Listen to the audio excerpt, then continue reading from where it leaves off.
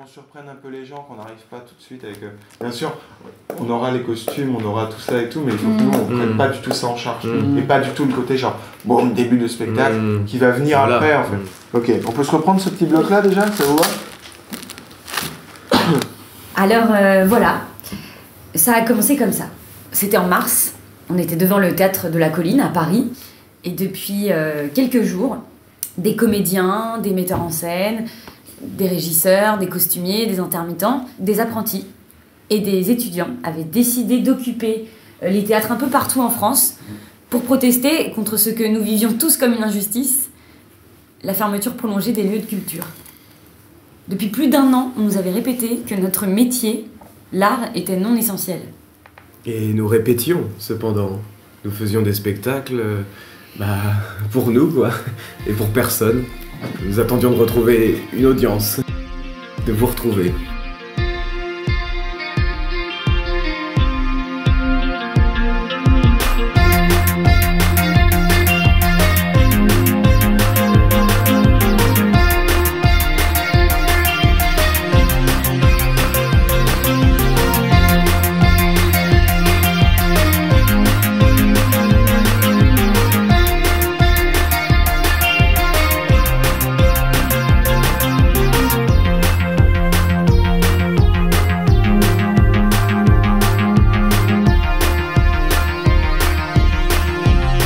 Alors la compagnie des Assoiffés d'Azur, elle a presque 3 ans, elle a été formée en 2018, elle est basée ici à Clermont-Créant. Et dans la troupe, on est pour la plupart des anciens de l'école du Studio d'Asnières, près de Paris. Donc on s'est rencontrés là-bas, il y a eu des belles histoires d'amitié qui en sont nées et des envies de créer ensemble. J'ai proposé 1 an après notre sortie de l'école qu'on forme une compagnie qui s'implante en territoire rural, moi dans le village où j'avais grandi, de se souder autour du projet d'un événement, d'un festival de théâtre en plein air ici dans le domaine des Pins. Donc on est un ensemble de 8 comédiens. Les metteurs en scène des spectacles du festival font partie des comédiens et le challenge qu'on se fixe pour le festival, c'est que c'est 3 distributions à 8 comédiens, donc on est tous les 8 dans les 3 spectacles du festival. Demain après-midi, on refait la jeunesse et on commence à travailler l'acte 1 jusqu'à, je pense, Armand de Molière compris. Ok. D'accord, trop bien. Ensuite, on se revoit le 7 août matin, on finit de monter l'acte 1 et on revoit tout. Le 8 août après-midi, acte 2, jusqu'où on peut. Ouais, et le 9 août, on a la journée entière, donc après avoir fini l'acte 2, on commencera l'acte 3 et en fin de journée, on revoit tout. Ok, on essaie d'avoir le 9 août traverser tout acte 1, 2, 3. Parmi les 3 spectacles de cette édition 2021, le spectacle du soir, c'est le roman de Monsieur de Molière, que j'ai eu le plaisir d'adapter et de mettre en scène. C'est un roman russe des années 30 de Mikhaïl Bulgakov sur lequel j'étais tombé il y a quelques années et que j'ai relu l'été dernier ici pendant qu'on préparait la 2e édition du festival. Et puis c'est aussi un spectacle que j'ai commencé à écrire dans un moment où tous les théâtres étaient fermés. Il y avait le confinement, où il y avait la fermeture des lieux culturels et où je me disais que c'était quand même un peu bizarre de travailler sur la vie d'un homme de théâtre et d'une troupe dans un moment pareil. Essayer de faire une grande fresque, un spectacle de théâtre épique sur la vie d'un de nos plus grands hommes de théâtre, en assumant que parfois on n'a pas le château de Versailles, on n'a pas 1000 figurants, on n'a pas tout ça, mais on va essayer de vous raconter cette histoire. Molière partant sur les routes à 20 ans avec sa troupe l'Illustre Théâtre, dormant dans des étables parmi les bêtes ou même sous la belle étoile, jouant sur des tréteaux de fortune. Et puis l'identification de Bulgakov à Molière, écrivain russe censuré par le régime. Donc dans ce spectacle, moi je joue Mikhaïl Bulgakov, l'auteur, c'est un petit rôle, puisque je fais la mise en scène et que je pouvais pas être partout. C'est difficile d'être à la fois dehors et dedans, de s'impliquer dans le jeu, d'être un petit peu instinctif et en même temps d'être dans la construction de l'ensemble. Mais je me suis quand même mis ce petit rôle parce qu'on a ce pacte dans Les Assoiffés de dire on joue tous dans les 3 spectacles. Il est incapable de vivre un seul instant sans théâtre. Et après 3 années d'exercice de sa profession à Paris, il trouve en lui la force d'embrasser le métier de comédien itinérant. Par ses discours enflammés, il entraîne avec lui ses camarades dans la poussière des routes de France. Ok, cool. Et pas mal.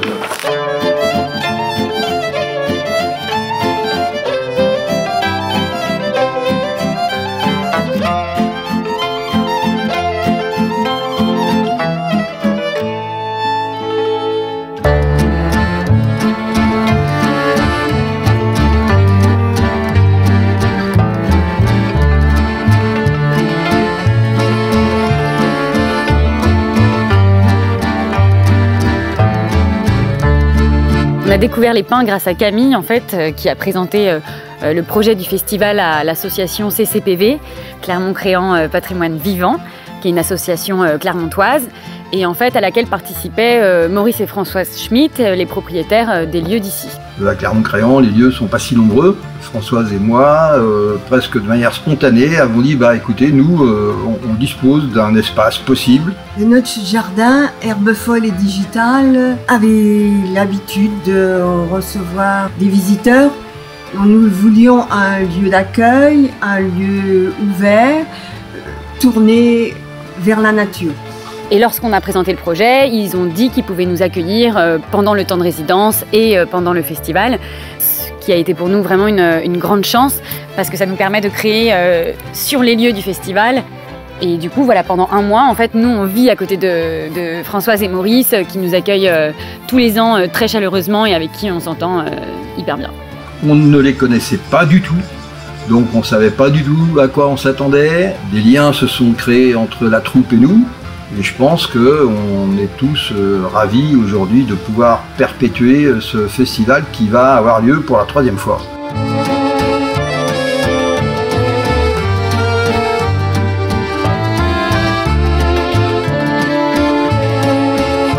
Dans la maison, on se répartit également les tâches. Par exemple, quand il y en a qui sont au plateau en train de répéter, les autres en profitent pour faire à manger. On se répartit qui va faire les courses, qui range, qui nettoie, voilà. Il y a 4 chambres dans la maison. On est répartis plus ou moins 2 par 2 par chambre. Vers la fin du festival, on est plus. Donc voilà, ça se tasse un peu vers le haut. Avec Juliette, on a de la chance, on n'est pas dans les chambres. C'est le dortoir. Voilà. Ce qui est très chouette, c'est que la maison, c'est l'endroit où on vit, on mange, on dort. Et puis vraiment, tout le jardin, tout cet espace, c'est vraiment l'endroit où on bosse.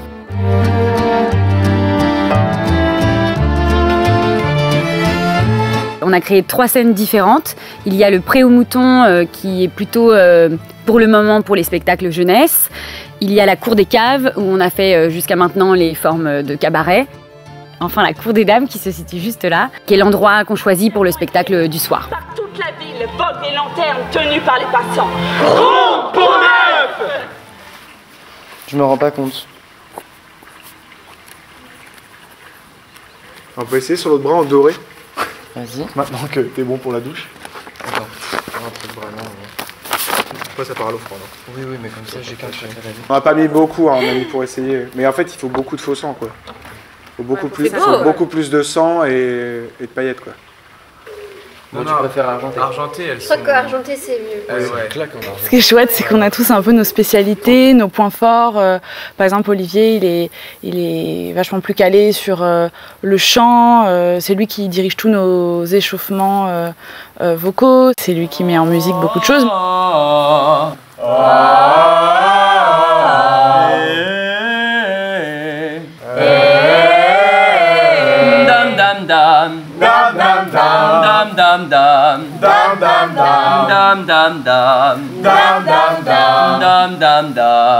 Camille, elle fait beaucoup la dramaturgie, elle adapte les textes. Félix fait de la trompette, il fait de la musique. Moi, je vais faire les chorégraphies. Là, ça fait 2 années que je fais les chorégraphies. Ou l'année dernière, j'ai chorégraphié les scènes de combat. Tu lui ressembles quand elle tremble. Et dans ta voix, j'entends parfois un peu sa voix. Alors comment on relève avec les 2 mains? Pardon. Ouais. Non, vous faites comme ça, vous faites avec les 2 mains, la main gauche sur la hanche, la main droite et visage de ce côté. Donc le cabaret Nos Idoles, c'est notre première création collective. C'est un spectacle qu'on a écrit avec Camille à partir d'entretiens qu'on a menés avec chaque comédien et chaque comédienne de la troupe pour parler de leurs idoles et des artistes qu'ils admirent. Et du coup, on en a fait un spectacle, un cabaret musical. Mais pas que. Thierry Henry à Zidane. Zidane, la bonne tête vers Malouda qui a devancé. Hop, pénalty. Là, c'est quelques grosses icônes de la culture populaire que nous, on avait envie de voir dans un cabaret d'idoles et qui n'étaient pas forcément présentes dans les entretiens. Donc voilà. Un spectacle à la fois drôle, touchant, intime aussi, parce qu'on se dit que les gens, ils nous connaissent maintenant depuis 3 ans. Et là, tout à coup, d'apporter une nouvelle parole aussi entre fiction et réalité. Et dis-moi, Camille, est-ce que t'aimes comment elle chante, Céline Dion? Oh oui, beaucoup, beaucoup. Parce que moi j'ai entendu dire que t'avais une belle voix comme Céline Dion. Mais qui c'est qui dit ça? C'est maman qui a dit ça. Mais maman! Il y a Céline Dion, Barbara, Christophe, et des sportifs comme Zizou, André le Géant, qui est un catcheur français. Donc ça donne un peu une grosse boîte avec plein de choses mélangées et on essaye de passer de des choses très intimes, très touchantes à des souvenirs qui sont très communs et universels. Il a pas de casquette! Elle est pas dedans! Oui, elle est dedans! Elle est dedans, dit l'arbitre! Regardez ça! Quel incroyable geste signé Zinedine Zidane!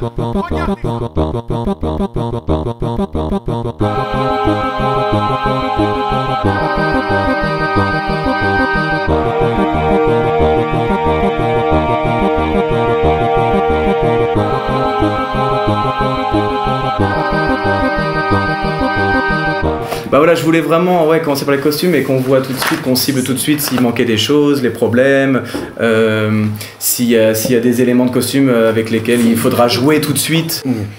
En retard, je suis en retard. Non, je n'ai pas le temps, la reine m'attend, c'est important. Mais attendez! Sur ça, la musique commence à se lancer. Encore un tour! On trouvera tout un jeu de course vraiment où il la poursuit, machin. Oui!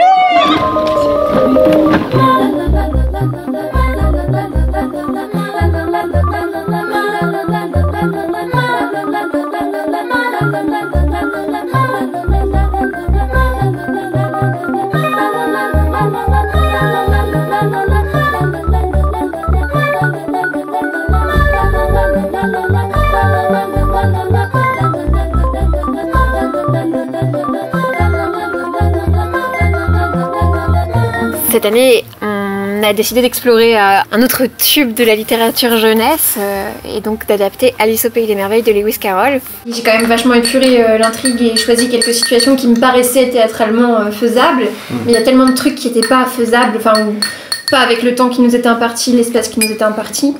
Donc voilà. Pour l'univers de la mise en scène, je voulais m'amuser à placer ça dans les années 60, donc anglais, enfin british quoi, que Alice rencontre un semblant de John Lennon, Paul McCartney, mais aussi la reine d'Angleterre, enfin avec l'époque victorienne, on s'est amusé avec ça. Ça fait un mélange d'époque aussi, de rêves de petites filles des années 60 quoi, des reines, des rois, des Beatles.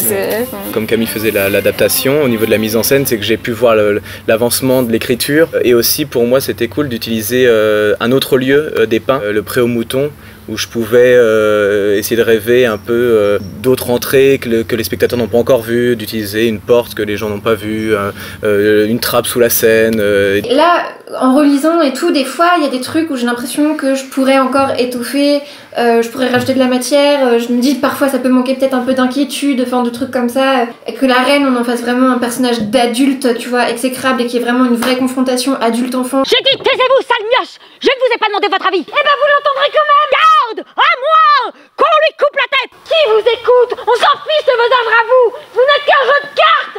Qu'on lui tranche la tête! Qu'on lui tranche la tête! On a la grande chance de vraiment pas être tout seul dans cette aventure et d'être très très bien accompagné.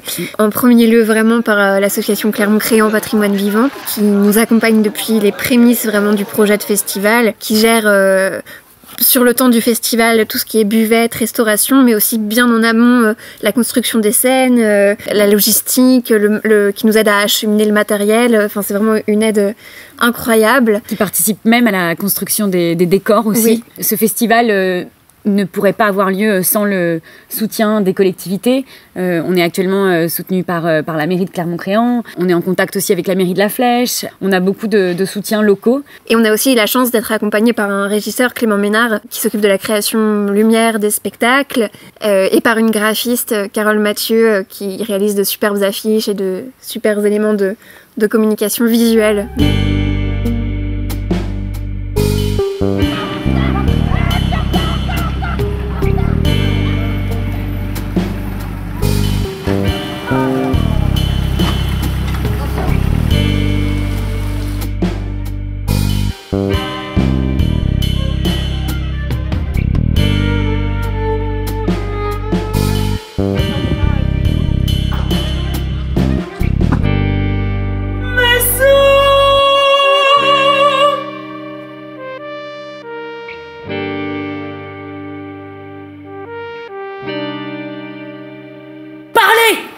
enfant! Je vous prie! Madeleine, je dois te parler d'une chose importante. J'ai l'intention de me marier. Avec qui? Avec Armande. Je t'en supplie, dis-moi que tu plaisantes. Mais non. Épouse qui tu veux, mais pas Armande. Doucement, Madeleine. J'ai pas le choix. S'il en est ainsi, je quitte la troupe. Mais quoi, tu te venges? Dieu m'est témoin que non. Je suis fatiguée. Il est tard, laisse-moi te raccompagner chez toi. Je te remercie, ce n'est pas nécessaire. Permets-moi de rester encore quelques instants chez toi. Madeleine. Je partirai vite. Ne t'inquiète pas, va. Adieu.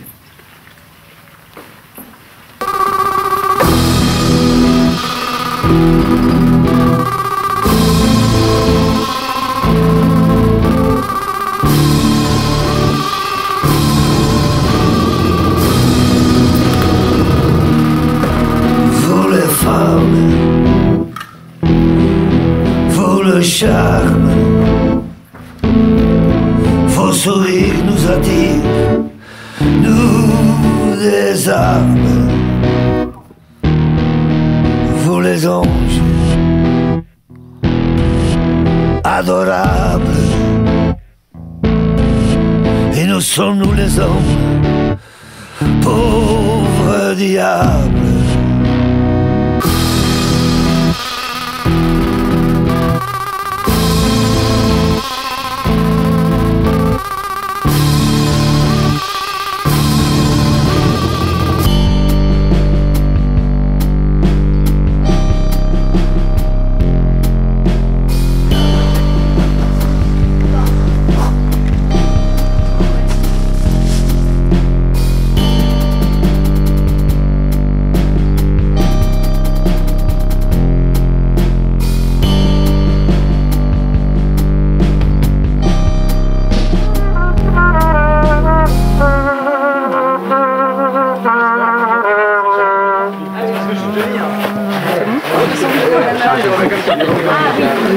Allez. 1, 2, 3. Die, die, die!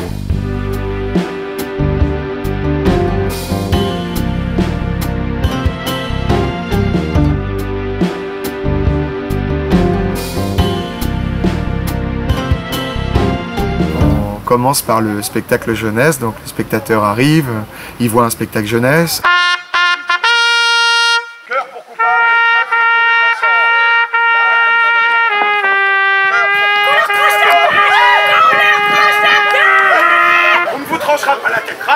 Ensuite, ils ont 1 heure de pause, ils peuvent aller manger. Cette année, il y a des crêpes pour les enfants, on essaie de faire un moment un peu festif. Ils peuvent se balader dans les jardins, ils profitent aussi du lieu. Ensuite, ils passent dans un autre lieu, une autre scène, un autre univers, c'est les idoles. Elle ressemble à toutes ces filles quand elles aiment comme ça. Qu'elles soient méchantes ou timides, Pauvre Violette ou Magnolia. Si tu t'en vas dans la tempête, si tu t'en vas, tu la verras. Et ensuite, ils peuvent dîner sur place, boire un coup, se promener, la nuit tombe. Et ils voient le roman de Monsieur de Molière.